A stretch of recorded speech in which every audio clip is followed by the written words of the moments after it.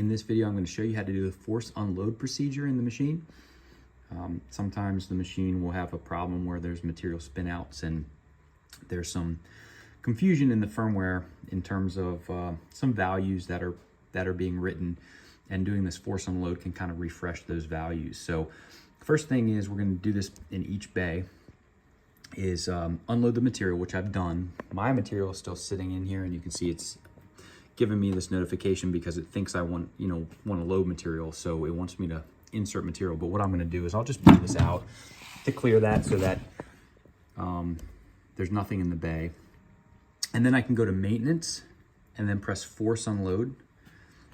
And I usually give it a couple of seconds, but Stratasys wants you to do that 4 times in a row.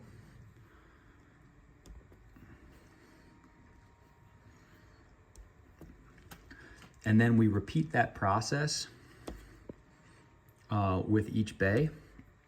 So I can go back up here, and then I would go into this bay, I would unload the material. Once it unloads, I'd pull it out, and then I would go into maintenance and hit force unload 4 times. The next step after you've done that with each bay is then to just load your material back into the bays, load it on the screen, and then that should clear out the issue and allow you to continue to print.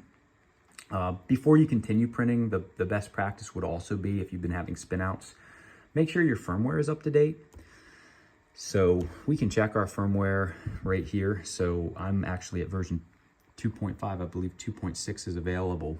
So and of course, that's gonna depend on when you're watching this video. This is April of 2024. So just go into GrabCAD Print, check the settings, see if it says a new firmware is available, and update it to the latest version if there is one available. And then after that's done and you've loaded material, then you go into calibration. You can go to run the automatic calibration first on the latest firmware. That's gonna tighten up your calibration. And then best practice would be run the manual tip calibration. We have a separate video on how to do that properly.